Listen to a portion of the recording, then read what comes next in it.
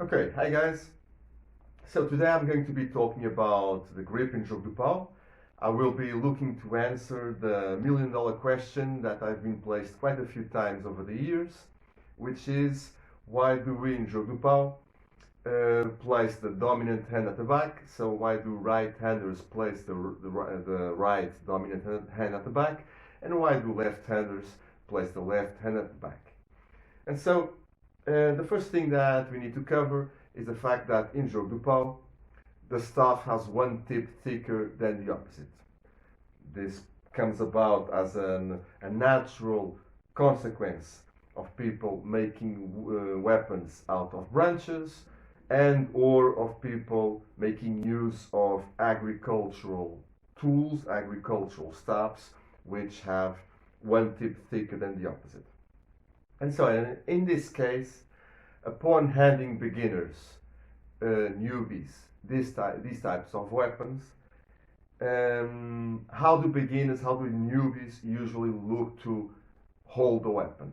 They usually look to hold the weapon by the thickest portion. This is a consequence, in my understanding, of our natural tendency to seek energy-saving strategies. So the same way that when you are standing and talking to someone, you have the tendency to lean against a wall so as to save energy, the same thing happens here. If you hold a weapon by the thinnest portion, the weapon is off balanced forward, and this is more tiring on your hand, on your grip.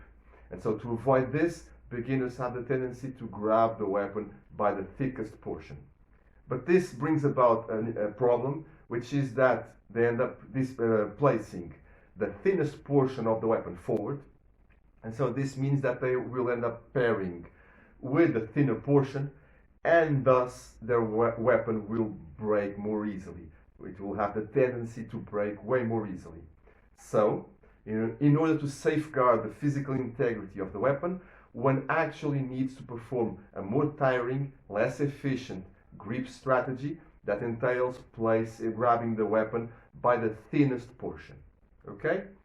So now the second thing we need to look at is the issue of levers.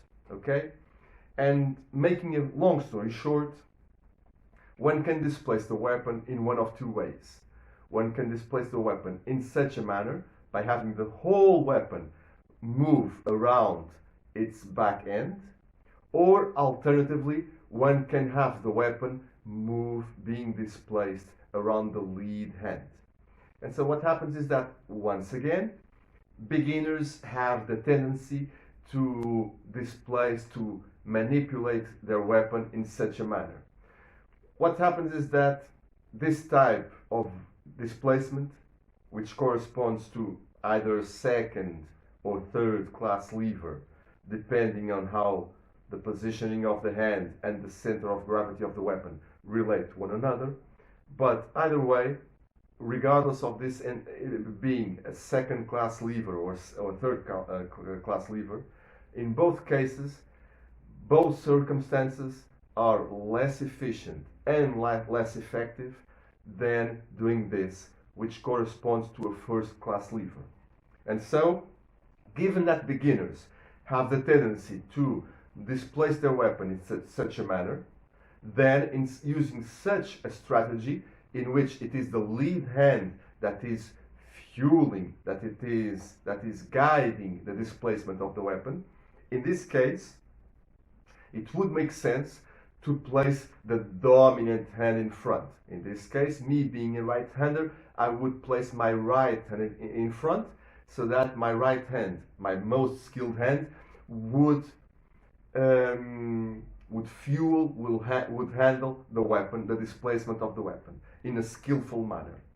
But as I've already led you to understand, our weapon is off balance forward, and this means that in the past, Jogo do Pau practitioners intuitively understood that the weapon had a very easy time rotating around the lead hand.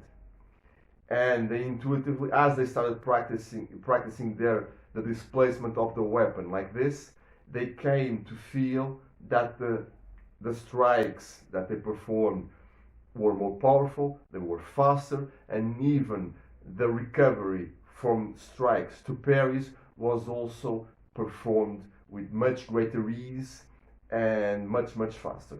Okay, greater ease in terms of energy use, and also greater effectiveness in terms of actual movement speed. And so, upon realizing, upon understanding that it was beneficial to displace the weapon, get the weapon to spin, to rotate around the lead hand, then this situation brought about the understanding that it would be the hand placed at the back that would be guiding the displacement of the weapon. And so, if I'm going to move the weapon in this manner, and I'm going to use the back hand to guide the displacement of the weapon, then it makes sense for me to place my most skilled hand, my dominant hand, in my case, the right hand, at the back. Okay? And so, if I were to be left-handed, I would do the same thing. I would place the left hand at the back, because I would be rotating, displacing the weapon around the lead hand, and it would be the left hand, the dominant hand, that would be doing the most skilled work. Okay?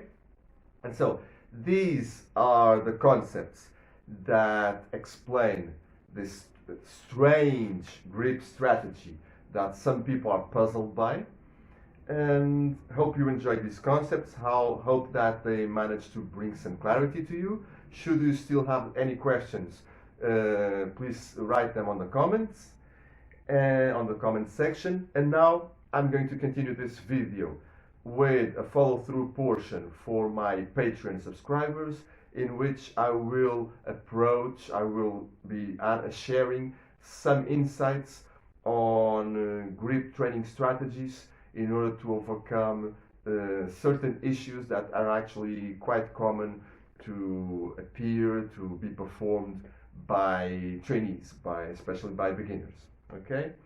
For all you others, so for those who happen to join me on Patreon, I'm looking forward to getting your feedback from that second video.